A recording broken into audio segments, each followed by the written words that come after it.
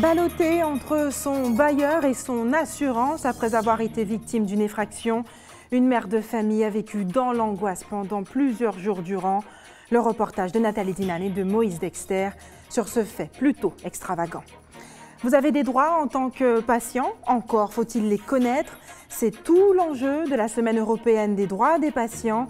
Elle a commencé au CHU de Pointe-à-Pitre. Toutes les explications dans le reportage de Linda Kayarsi. Et elle avait besoin d'une vraie rénovation. La plage de l'hôtel Pierre et Vacances a été embellie pour votre plus grand plaisir. Isabelle Amossi est rendue. Elle vous fera découvrir les habits neufs de ce nouveau lieu de loisirs. Bonsoir, je suis ravie de vous retrouver. Nous ouvrons votre journal sur cette effraction survenue chez une habitante de Morne-à-l'Eau. Vendredi dernier, Merlande Mora était victime d'une effraction à son domicile. Sa porte d'entrée a été fracturée. Après une réclamation à son assureur, celui-ci l'a informé qu'il n'était pas responsable et qu'elle devait se référer à son bailleur. Le début d'un imbroglio administratif. Le reportage de Nathalie Dinane et de Moïse Dexter. Merlande Mora pourra bientôt dormir à point fermé. Depuis vendredi dernier, ce n'était plus le cas. Victime d'effraction de son appartement, des individus ont en pleine nuit défoncé sa porte blindée. Je vis très mal. Je peux vous dire très mal. Ma porte ne se ferme plus. Je ne dors plus. Donc je suis obligée de surveiller une porte. À tour de rôle avec son compagnon, elle fait le guet, la peur au ventre. Maman d'un garçon d'à peine 8 ans, Merlande Mora condamnait sa porte d'entrée avec des objets lourds, tout en surveillant le moindre bruit. C'est des jeunes, parce que quand je me suis réveillée, donc j'ai demandé qui est là. J'ai vu un petit jeune courir par là et j'ai vu d'autres silhouettes qui sont enfuies. Ces individus s'étaient d'abord attaqués aux grilles du balcon avant d'enjamber la cage d'escalier. Merlande porte plainte à la gendarmerie le jour même et débute alors pour cette locataire un imbroglio administratif qui va rembourser les réparations, qui va remplacer la porte. Mais il est hors de question que je paye 2 350 € une porte dont je suis assurée, dont je paye le loyer. Donc là, ça ne dépend pas de mon assurance. Apparemment, la porte, ça dépend de l'assurance de mon bailleur qui est la CEMAG. Le bailleur a enclenché la procédure, pas assez vite au goût de cette locataire qui vit dans l'angoisse. Contactée par nos soins, la société immobilière a confirmé le remplacement de la porte d'ici ce week-end. Une bonne nouvelle pour Merlande Mora et sa famille. Et le CHU de Pointe-à-Pitre s'associe à la Journée européenne des droits des patients. Pendant une semaine, l'ensemble des acteurs de la santé seront sensibilisés sur les droits des usagers et ces derniers aussi. Linda Kayarsi a tenté d'en savoir plus. Bruno est un patient du CHU et ce matin, il a décidé de s'informer sur ses droits, notamment sur ce qu'est la personne de confiance. Je trouve que c'est très bien. Aujourd'hui, je suis hospitalisé. Je ne sais pas pour les autres, mais il faut bien réfléchir à la personne de confiance. Parce qu'il y a des confidences au niveau santé. Il faut être sûr que cette personne-là ne va pas divulguer après. Et si vous, de votre côté, vous voulez conserver la maladie que vous avez. Pour répondre à ces interrogations, Valérie, elle est docteure et membre du comité lutte contre la douleur et accompagnement des soins palliatifs. La personne de confiance est un adulte majeur qui est choisi par le patient s'il le désire, donc ce n'est pas une obligation de sa part, afin de l'accompagner, le soutenir lors des différentes démarches de soins, donc les entretiens avec le médecin. Et il permet au personnel soignant de donner le désir du patient, donc d'aviser le personnel soignant sur les désirs du patient si lui-même est empêché. Par exemple, s'il n'est plus en mesure d'exprimer sa volonté. Avoir une personne de confiance en cas de problème de santé n'est pas le seul droit dont peuvent bénéficier les patients. Il en existe pas moins de 14. Exemple, le droit à des mesures préventives ou encore d'accès au dossier médical. Alors, pour consulter votre dossier médical, il suffit d'écrire à l'établissement de santé ou au professionnel de santé qui détient les informations sur votre état de santé, donc en recommandé avec accusé de réception, et lui demander de vous faire consulter votre dossier ou de l'envoyer directement à votre domicile. Donc les frais de copie et d'envoi sont bien sûr à votre charge. Des droits fondamentaux quelquefois méconnus du grand public. Fort heureusement, le CHU dispose de services qui interviennent auprès des usagers et de leurs familles pour combler ces lacunes. Une hospitalisation, au service de réanimation, c'est 3 500 € par jour. Donc lorsque la personne est hospitalisée et il n'y a pas de couverture sociale, ça veut dire que les frais ne sont pas réglés. Donc le service social travaille en liaison étroite avec le bureau des admissions du CHU et également avec la CGSS. D'autre part, le service social intervient aussi au cours de l'hospitalisation du patient dans l'acceptation de la maladie, donc travaille en liaison étroite avec les médecins et aussi pour préparer la sortie du patient. En résumé, mieux connaître ses droits en tant que patient, c'est bénéficier d'une bonne prise en charge. D'ici les grandes vacances, après la publication des résultats du baccalauréat, de nombreux jeunes Guadeloupéens traverseront l'Atlantique pour poursuivre leurs études dans l'Hexagone. Pour les aider à voler de leurs propres ailes une fois sur place, le CRIJ, le Centre régional d'information jeunesse, a organisé hier une matinée d'information. Karen Diamin y était également. Il faudra te rapprocher du site internet de la CAF pour faire des simulations. Paolina est en classe de terminale et si elle réussit son baccalauréat, elle devra quitter le cocon familial et apprendre à gérer son quotidien seule, ce qui l'angoisse un peu. Ma maman, elle est toujours là pour moi et puis moi de même, mais la quitter, ça sera difficile quand même, surtout par rapport au budget. Moi, je pourrais pas. Ce qu'il va falloir que je gère vraiment, sachant que malgré que je suis ici, j'ai mon argent de poche, je dois essayer de gérer pour faire des économies, mais arriver là-bas, il va vraiment falloir faire un gros travail dessus. Et les réponses à ces inquiétudes budgétaires, elle les a trouvées au stand d'Agir pour la solidarité. Bien souvent, ils sont encore au domicile des parents, donc ils oublient qu'il y a des charges à payer et généralement ils tombent de haut. Les premiers mois, ils dépensent toute leur bourse sans se préoccuper et les parents aussi, lorsqu'ils sont en Guadeloupe, ils ont parfois leur loyer à payer plus le loyer des enfants.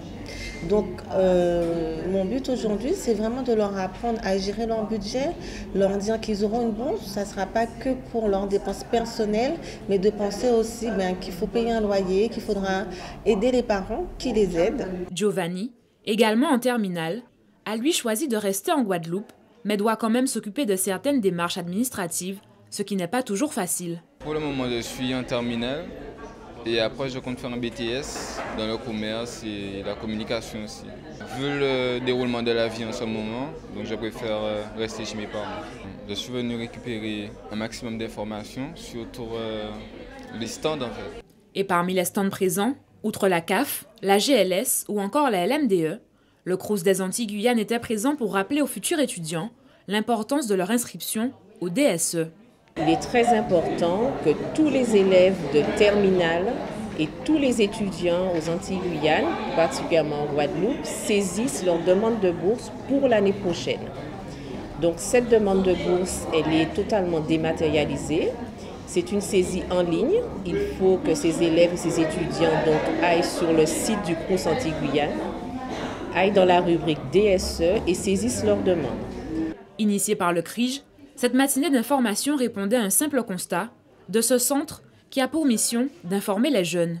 Nous constatons tous les jours, à mon bureau principalement, que lorsque le jeune a réussi son bac, eh bien, il vient à la recherche d'informations, que ce soit sur le logement, le budget et aussi pour le dossier social étudiant.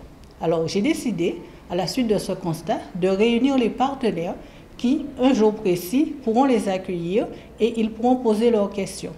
Chaque année, des centaines de bacheliers font le choix de partir étudier en France hexagonale ou à l'étranger, l'occasion pour eux d'accéder à la vie pratique. Et face à la concurrence, les entreprises redoublent d'attention pour capter l'attention des consommateurs. Pour les aider, le numérique serait leur principal allié. Francis Petel, bonsoir. Barbara Olivier, bonsoir. Merci d'avoir accepté notre invitation. Vous êtes professeur à l'école de commerce, l'ESCP Europe. Vous avez animé hier avec la Chambre de commerce et d'industrie des îles de Guadeloupe une manifestation qui visait à faire la promotion des technologies numériques dans les entreprises. Pourquoi les entreprises investissent dans le numérique ? Parce qu'elles n'ont pas le choix. Parce que si les entreprises, petites ou grandes, n'investissent pas dans le numérique, elles vont perdre le contact avec leurs clients, elles vont perdre leur clientèle et elles vont disparaître. Aujourd'hui, une entreprise a besoin du numérique pour identifier ses clients, pour comprendre qui ils sont, pour les faire venir, pour les convaincre d'acheter et ensuite pour entretenir avec eux une relation qui fidélisera les clients. Alors, le numérique n'est pas sans danger. Est-ce que le consommateur qui fait ses achats sur Internet, finalement, fait un achat prudent? Est-ce que les entreprises ont suffisamment appréhendé le système des réseaux de protection? Alors, ce n'est pas tellement le système des réseaux de protection qui est efficace. C'est plus l'inquiétude que ressent le consommateur qui va acheter sur Internet et qui se demande effectivement s'il va être livré, si c'est bien le bon produit. Et c'est ce qui fait qu'aujourd'hui se développe, et ça a été présenté avant-hier par ma collègue Régine Van Hems, qui est une spécialiste de l'omnicanal, un mot absolument horrible, qui veut dire simplement que le consommateur demain, avant de faire un achat, ira sur Internet, ira en magasin, reviendra sur Internet, ira regarder son portable, consultera une appli. Et donc au total, ça veut dire que les entreprises demain auront toujours besoin de contact physique avec le client, mais qu'il faudra aussi qu'elles composent avec les technologies numériques. Et justement, est-ce que le consommateur n'est pas un peu perdu face à toute cette offre sur Internet? Alors il est perdu très souvent parce que les entreprises ne sont pas encore véritablement prêtes, ne sont pas encore véritablement adaptées à l'ère du numérique. Aujourd'hui, ce qui est important, c'est que dans les entreprises, on ne se dise pas simplement « il faut qu'on ait un site, il faut qu'on vende en ligne, il faut qu'on ait une appli ». Non, il faut que la stratégie de l'entreprise, il faut que la direction de l'entreprise s'empare de la problématique du numérique de façon à l'intégrer réellement dans les process de l'entreprise en suivant bien le parcours du client pour être sûr que le client ne se trouve pas perdu au milieu. Qu'est-ce que c'est exactement? Comment ça se traduit de façon concrète? De façon concrète, c'est très simple. Vous voyez une petite paire de chaussures qui vous plaît sur Internet, mais vous avez envie de la toucher. Donc vous allez au magasin du coin. Et si au magasin du coin, vous ne trouvez pas le même modèle, vous dites « ça ne colle pas ». Si vous trouvez le même modèle et qu'il est 1,5 fois plus cher que ce qui est annoncé sur Internet, ça ne colle pas non plus. Autrement dit, vous voyez, il y a énormément de points à ajuster de façon à ce que le client, avec une grande fluidité, puisse passer d'Internet au point de vente physique sans, à un moment ou à un autre, avoir l'impression qu'on le gruge, qu'on le trompe ou qu'il est simplement perdu. Et qu'est-ce que propose donc justement le SCP pour y parvenir? Alors nous avons un programme de formation que nous développons en Guadeloupe, destiné à des cadres qui sont en milieu de carrière. On a vu un reportage là sur l'éducation où les jeunes sont obligés de retourner en métropole pour étudier. Nous venons ici avec l'équipe d'enseignants de SCP Europe pour apprendre aux cadres et aux dirigeants qui aujourd'hui ont 40 ans, qui ont réussi leur première partie de carrière, que pour réussir la deuxième partie de carrière, il y a des technologies intégrées, en particulier le numérique. Et donc c'est cela que nous sommes venus faire en Guadeloupe. On est à la 5e promotion, on a commencé en 2009 et donc nous terminions d'ailleurs ce soir le dernier cours de la 4e promotion. Est-ce une filière d'avenir pour les jeunes? Alors les filières d'avenir pour les jeunes sont les filières qui recrutent et il est indiscutable que le numérique recrute. Encore faut-il que ça corresponde aux aspirations. On ne dirige pas des jeunes, mais ça, j'allais dire, c'est un autre message, on ne dirige pas des jeunes vers des métiers parce que les métiers recrutent, il faut diriger aussi des jeunes vers les métiers qui leur plaisent, c'est-à-dire qu'il faut aussi leur apprendre à aimer le métier. Il faut également trouver du travail. Il faut également trouver du travail. Le numérique est indiscutablement une source de métiers d'avenir. En termes de chiffre d'affaires, est-ce que c'est l'avenir également pour les sociétés, pour les chefs d'entreprise? Alors c'est indiscutablement l'avenir. C'est l'avenir non seulement dans des grands pays, la France ou d'autres grands pays, mais c'est aussi la Guadeloupe. Avant-hier, dans la table ronde, nous avions Gilbert Kernel, qui est un spécialiste des nouvelles technologies guadeloupéens, qui venait présenter et qui venait tirer la sonnette d'alarme en disant aux entreprises guadeloupéennes, vous aussi ça vous concerne et il faut vous y mettre dès demain. Merci d'avoir répondu à nos questions. Après les parents d'élèves de l'école maternelle de Saint-Claude, c'est au tour de ceux du collège de Sainte-Anne, Ginette Maragnès, d'obtenir gain de cause. Le rectorat a finalement décidé d'annuler la fermeture des 3 classes. Vous le savez, l'académie prévoit la suppression de 35 postes dans le second degré et la non-création de postes dans le premier, entraînant la suppression de plusieurs classes. Le reportage, en tout cas, Bénédicte Jourdier est allé vous poser la question pour savoir ce que vous pensez de ces mesures. Ils viennent de revenir sur la décision, donc c'était injustifié. Supprimer, voyons, pour moi, c'est totalement injustifié. Nos enfants, c'est ce qu'on a de mieux, c'est notre avenir, c'est eux qui vont prendre notre place et il faut absolument leur donner toutes les chances de les éduquer au mieux possible. Les suppressions de classes, à mon avis, ne sont pas justifiées, peut-être pour une question de moyens au niveau du rectorat, mais concrètement dans les écoles, les classes sont déjà très surchargées, contrairement à la métropole où ils sont beaucoup moins nombreux. Ici, les élèves sont un minimum entre 28 et 32 élèves par classe. Et je pense que cette suppression ne ferait qu'empirer la situation et ne serait pas favorable pour les enfants et même les professeurs qui, avec des classes trop surchargées, ne seraient pas au top de leur performance, quoi. Alors pour les classes primaires, je pense que ce n'est absolument pas justifié justement parce que ça fait un moment, il y a au moins 5 ans, même 6, que je me rends compte que les classes sont de plus en plus à double et triple niveau. Mais je me bats et je ne suis vraiment pas pour ce genre de classe. Alors je me dis, est-ce qu'il y a eu une étude qui a été faite avant? Donc on se rend compte que c'est en se battant qu'on a quand même des résultats puisque les parents se sont mis debout et finalement ils sont revenus sur leur décision.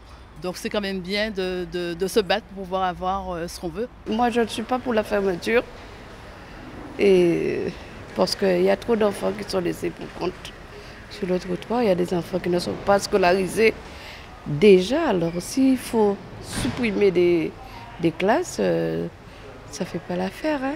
Non, je trouve que c'est inadmissible parce que les enfants ont besoin de soutien. Maintenant plus que jamais. Mais non, c'est pas justifié s'il y a des élèves.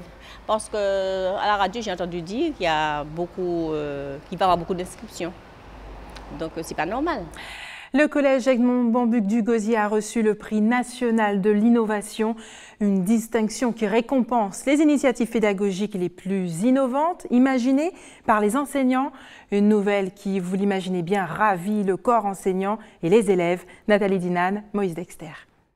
Une pédagogie différenciée appuyée sur des projets transversaux et interdisciplinaires. C'est la méthode appliquée par les équipes pédagogiques du collège Edmond Bambuc avant même que le ministère de l'Éducation nationale ne l'envisage dans le cadre de la réforme. L'exemple du partenariat des professeurs de français, d'histoire et géographie illustre bien l'initiative pédagogique qui contribue à la réussite des élèves et donc à l'obtention de ce prix de l'innovation 2016. Ça a été une fierté puisque c'est un prix qui récompensait tout le collège, l'ensemble des collègues qui travaillent en projet et c'était une manière d'avoir une reconnaissance du travail que nous accomplissons depuis de nombreuses années puisque ça fait longtemps qu'on travaille de cette manière-là. Plus de 1200 élèves au sein d'un établissement réputé difficile, à forte population allophone et défavorisée, c'est loin d'être évident. Et pourtant, des enseignants, des personnels d'encadrement se donnent les moyens. Ils réussissent à motiver les élèves à travers des projets bien ancrés dans leur environnement, comme la canne à sucre, le boule à gel, l'histoire, tout en s'ouvrant vers l'extérieur, dans des projets qui incorporent les anciens combattants ou encore les Inuits. Mais le projet, il faut savoir que c'est pour faciliter des apprentissages et puis aussi inciter les élèves au plaisir d'apprendre, de découvrir, de travailler en équipe, d'être libre finalement. Notre but, c'est d'intégrer l'élève, de le placer au centre de son apprentissage. Donc, quel que soit le projet, nous suivons aussi le programme. Le projet est parfaitement connecté, articulé sur le programme. Le collège Edmond Bambuc a aussi remporté cette année le prix Chant de gorge dans le concours 10 mois 10 mots. La section SECPA a obtenu le prix On Jardin pour Manzé-Marie, des récompenses qui réconfortent. Ça demande effectivement des efforts, mais ça donne aussi une satisfaction. Ça permet d'être plus riche quand on est plusieurs.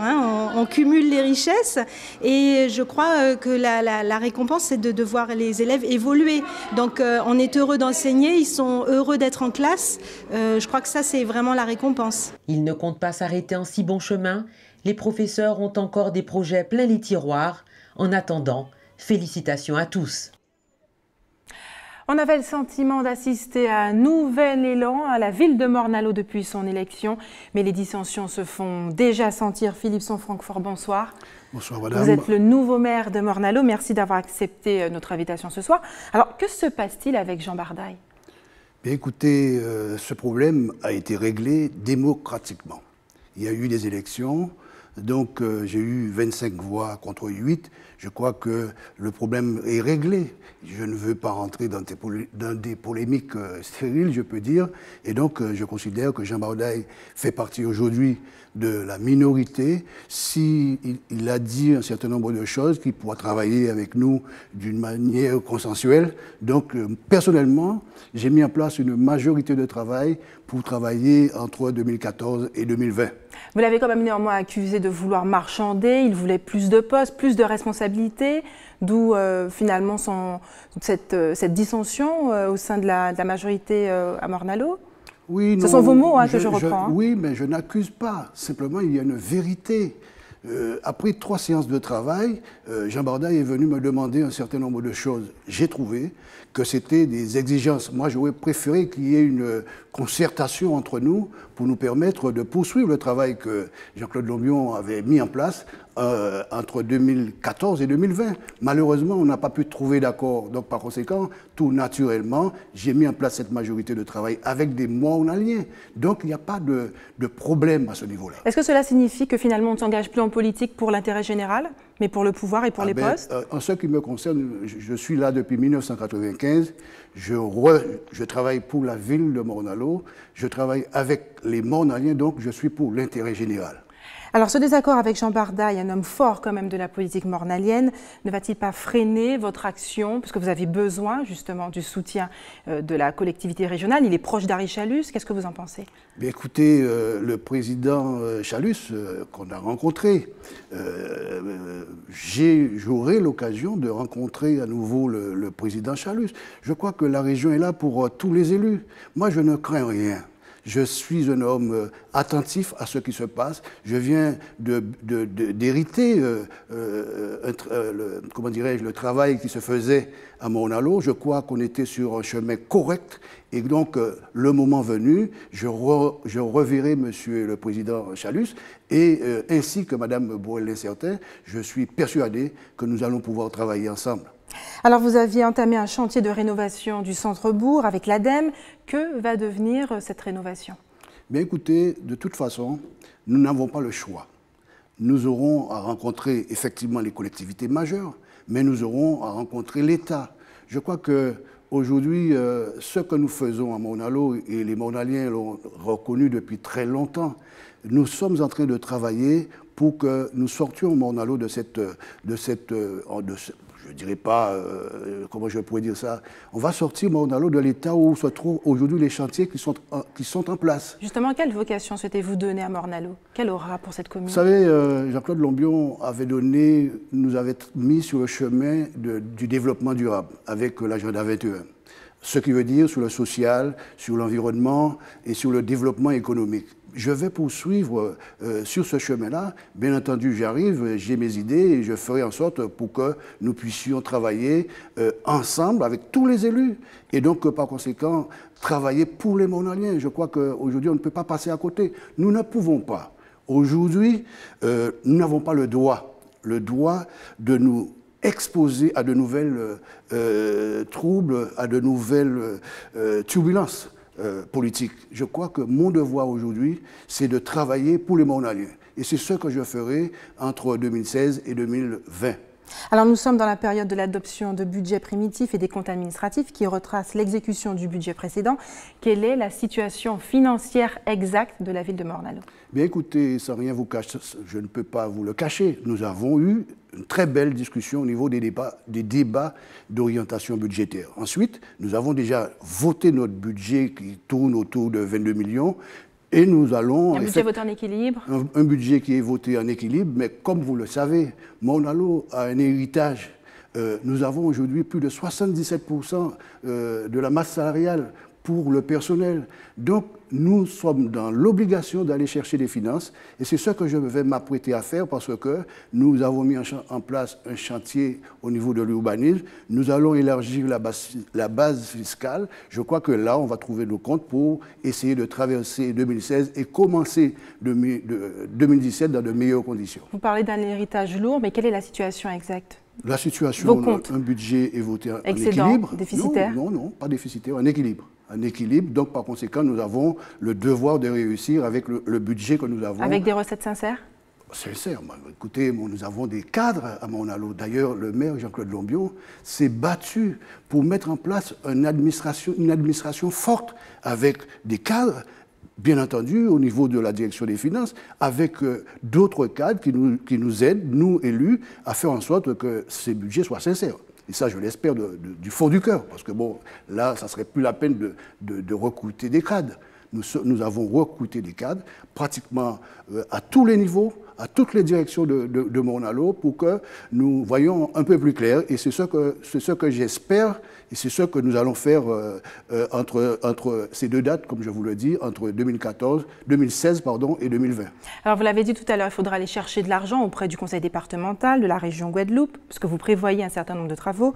Il va falloir les financer avec les dotations de l'État qui sont en baisse. Est-ce que vous allez augmenter également les impôts? Eh bien, écoutez, ce n'est pas prévu. Dans le débat d'orientation budgétaire, la question nous a été posée, mais il n'est pas question pour le moment d'augmenter les impôts. Comme je vous l'ai dit tout à l'heure, nous, ce que nous souhaitons et ce que nous voulons faire, c'est d'élargir la base fiscale. Le chantier est en place. Je pense que d'ici décembre 2016, nous verrons un peu plus clair et nous aurons certainement des moyens de financer les investissements que nous avons entrepris au niveau de Morne-à-l'Eau. Et vous avez 4 ans pour faire vos preuves et dire aux Mornaliens que vous êtes à votre place. Écoutez, oui, j'ai 4 ans, et c'est ce que j'ai dit à Jean Bordaille, pour ne pas le citer. Je lui ai dit, on travaille jusqu'à 2020. Après 2020, eh bien, vous ferez ce que vous voulez. Mais nous, notre schéma, ce que nous avons mis en place, c'est de faire en sorte que nous traversons 2016 à 2020. Après, je crois que les politiques sont responsables. Moi, je pense que sur Morne-à-l'Eau, ça fait depuis 1995 que je travaille pour la ville. Je vais continuer le travail que j'ai commencé avec les camarades qui le souhaitent. Et je peux vous dire aujourd'hui que j'ai une très belle majorité. Il n'y a aucune raison que nous n'allons pas réussir. Philippe Son-Francfort, merci d'avoir répondu à nos questions ce soir. Parlons maintenant de cette histoire, celle d'un jeune déterminé à réaliser ses rêves. Il s'appelle Jean-Osé Jean-Baptiste. Il est originaire de la Guyane, handicapé. Il souhaite devenir animateur pour jeunes et suit en ce moment la formation du BAFA, la fin d'un long chemin. On regarde le reportage de nos confrères d'ATV Guyane. Jean-Osé, 18 ans, est en situation de handicap moteur. Accompagné de l'association PEP 973, depuis 1 an, il travaille sur son projet professionnel. Ce jeune homme souhaite devenir animateur. Pour ce faire, il participe à un stage de formation BAFA. C'est la première fois que la formation est dispensée à des personnes en situation de handicap.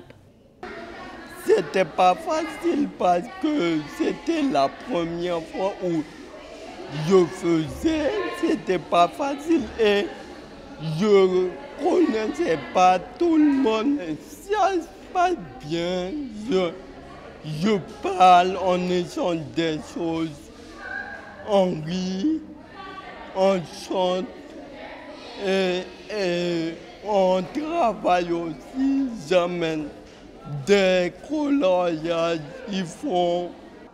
Au préalable, des séances de travail ont été mises en place pour lui permettre d'intégrer le groupe. Bon, il a fallu adapter la formation à l'accueil de ces jeunes. Donc j'ai dû travailler avec l'éducatrice de Jean-Osé qui lui a permis d'avoir déjà les modules qui seront mis en place, de préparer déjà sa venue dans le stage, sachant qu'on accueillait un gros groupe de stages, puisqu'il y a 3 formations sur ce stage.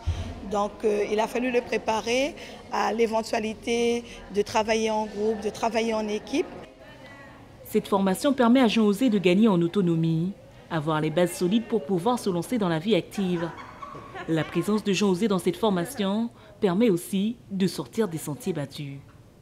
Ça a changé mon regard par rapport aux handicapés que j'avais avant, car avant je me disais qu'une formation comme ça, par rapport à les capacités et compétences qu'on nous demande, certaines personnes ne pouvaient pas le réaliser. Et avec sa présence, ça confirme justement tout le contraire, qu'on peut être handicapé, mais ça n'empêche pas de pouvoir suivre une formation de BAFA. Jean-Osé, c'est pratiquement un modèle, on va parler ainsi. C'est un modèle pour d'autres jeunes qui peut-être se disent qu'ils ne seront pas capables, mais tout est possible. Tout est possible à condition bien sûr d'adapter. Et puis il faut aussi de la volonté. Si le jeune est volontaire et qu'il trouve des portes ouvertes pour l'accompagner en tous les cas dans son projet, c'est possible. Jean Osé n'est pas le seul jeune en situation de handicap à suivre cette formation. Le CMEA, le centre d'entraînement aux méthodes d'éducation active, accueille également 4 autres jeunes. Restez avec nous dans un instant, le concours de jardin de l'association J'ose la nature de Bemao. Et puis vous découvrirez le nouveau visage de la plage de Pierre et Vacances à Sainte-Anne, inaugurée hier. L'association J'ose la nature lançait aujourd'hui la 6e édition de son concours de jardin en partenariat avec la ville de Bemao. Une compétition où rivalisaient les plus beaux projets d'embellissement de la ville. Linda Kayarsi. C'est avec une salade fraîchement cueillie de leur jardin que Tess et Nachminska sont venus prendre leur prix, le premier de la catégorie école primaire. On a fait un jardin pour manger, pour se soigner et pour faire beau. Et ce matin, vous avez récolté quoi? De la salade. Qu'est-ce qu'il y a dans le jardin? Des radis, de la salade, de la tomate, de la courgette. Si pour ce prix, toutes ces jeunes pousses n'ont pas hésité à mettre la main dans la terre, au collège du Bourg des Abîmes, ce sont pas moins de 3 classes tous niveaux confondus qui sont venus récolter, eux aussi, le fruit de plusieurs mois de travail. La classe de 5e a présenté une BD qui s'appelle « Les plantes qui s'en mêlent ». Ce sont 3 plantes qui s'appellent Mondial Marie, la citronnelle et l'aloe vera. C'est l'histoire de 3 plantes qui se chamaillent pour savoir qui mérite l'eau et le soleil. Le concours de jardin à destination des aînés, des scolaires et des quartiers, une nouvelle aventure couronnée de succès pour l'association J'ose la nature, qui cette année encore a fait du jardin un écosystème nourricier. Je pense que de plus en plus, ça a une importance et je me rends compte qu'en plantant, ça pousse. Puisque là maintenant, il y a des lycéens qui avaient participé quand ils étaient en 6e et on les retrouve. Donc les maternelles d'aujourd'hui, ce seront les jardiniers de demain. Une 6e édition aux allures de découverte pour les membres du jury, agréablement surpris par tout le travail effectué par les participants. Cela a permis aux enfants de regarder le milieu, leur environnement et de recenser à la fois des animaux, des végétaux. Et moi-même qui faisais partie de ce jury, ça m'a permis de me rafraîchir la mémoire et de revoir les plantes des lieux humides. Parmi ces plantes, il y en a qui sont très utiles pour nous soigner et que grâce à ce projet, ces plantes sont revenues au goût du jour. Pour l'association J'ose la nature, le rendez-vous est d'ores et déjà pris pour l'année prochaine. Nouveau visage pour la plage de l'hôtel Pierre et Vacances à Sainte-Anne. Le site était devenu méconnaissable.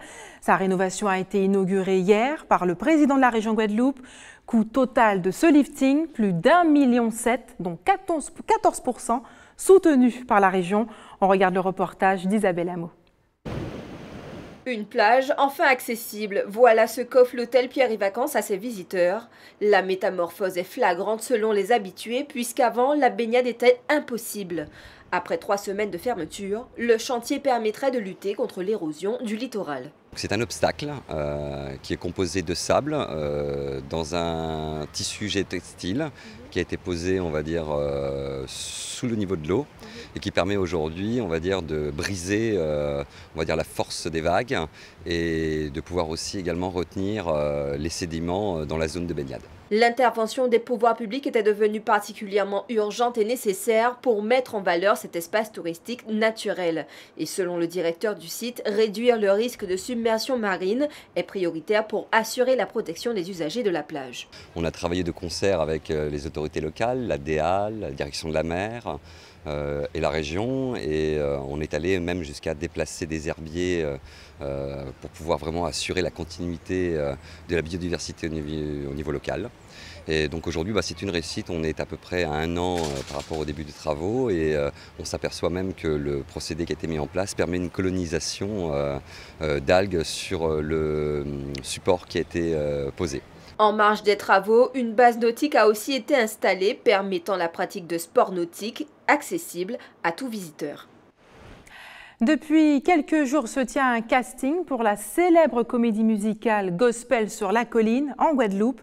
Les organisateurs sont à la recherche de danseurs et de chanteurs qui brilleront aux côtés des professionnels de la troupe lors de l'événement culturel Faux en famille du conseil départemental. Linda Kayarsi. On est venu chanter l'amour, celui qui nous tient par la main, venu partager en ce jour. 3 mois après un succès phénoménal, aux Folies Bergères à Paris, nouveau challenge pour Benjamin Falleras, le créateur de la comédie musicale Gospel sur colline, transporter le public guadeloupéen à la Nouvelle-Orléans. Ça se passe en Louisiane des années 50. Et un révérend noir a l'idée saugrenue de vouloir faire une église ouverte aux blancs et aux noirs. Ce qui à l'époque déjà était complètement, vraiment nul et folle. Et donc il veut sortir enfin son église d'où elle est, enfin au centre-ville, en face d'un cabaret, enfin très sulfureux, pour la mettre sur une colline. Un hymne à la tolérance, auquel des artistes, chanteurs, danseurs guadeloupéens peuvent participer. Depuis 2 jours, les auditions se multiplient. Objectif, sélectionner 12 artistes pour participer à cette nouvelle aventure musicale. Déjà, quelque chose de très important, c'est qu'il y a une bonne humeur, un plaisir général. On a vraiment, on est heureux dans la discussion, et même si à un moment on est obligé de dire bon ben voilà, la danse c'est vraiment trop faible, ou la danse c'est excellent et le chant c'est vraiment trop faible, on a plaisir à dire à tous nos concurrents c'est une belle rencontre. Et toute bonne rencontre est à conserver, à garder et à vivre pleinement, parce que ça sert toujours pour l'avenir. Des voix, des pas qui feront trembler les remparts du Fort d'Elgrès en mai prochain. Un lieu symbolique pour un rendez-vous culturel incontournable, Font en famille. Une nouvelle édition, 2016, pleine de promesses artistiques. Mais l'objectif à terme est d'avoir une création originale avec des artistes guadeloupéens, des metteurs en scène de standing internationaux, de faire un spectacle qui serait de qualité internationale et qu'on pourrait présenter dans le cadre de Font en famille, mais aussi de façon peut-être plus régulière, notamment en lien avec le projet de réseau d'efforts de la Caraïbe, CARIFOR, qui a pour but en fait de mettre en réseau l'effort de Cuba jusqu'à Trinidad. D'ici le 26 mai prochain, il faudra se montrer patient pour découvrir les nouveaux visages de la comédie musicale, où le temps d'une soirée, la Nouvelle-Orléans et son gospel feront rêver. Et il faudra également s'armer de patience pour les habitants des Abîmes. Quelques informations pratiques. Il y aura des coupures d'eau dans certains quartiers, notamment ceux de Grand Camp, ceux de la rue des Capitaines, des Plaines et de Gutenberg. Un retour à la normale prévu vendredi en fin d'après-midi. Et puis si vous voulez donner de votre sang, la collecte mobile sera demain aux Abîmes à Petit-Pérou face à Monsieur Bricolage. Et puis samedi, ils sillonneront la ville de Saint-François à l'avenue de l'Europe. Et puis nous l'avons appris, le chanteur de pop Prince est mort et décédé aujourd'hui à l'âge de 57 ans. Ces dernières semaines, il avait entamé une série de concerts et annoncé son projet de publier ses mémoires décrites comme anticonformistes. On regarde l'une de ses prestations données aux États-Unis en 2007. I never meant to cause you any sorrow.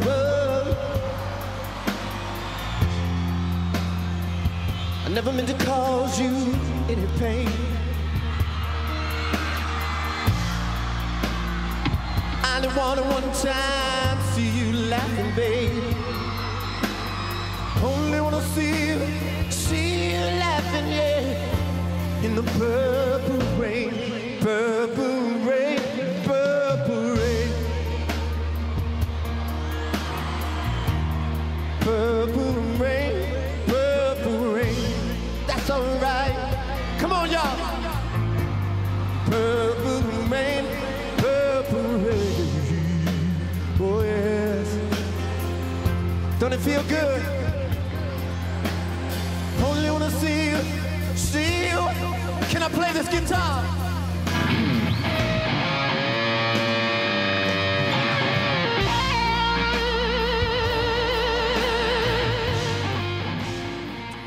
Et sa musique marquera certainement encore des générations. C'est la fin de notre édition locale et régionale. Dans un instant, question directe présentée par Eddy Planté.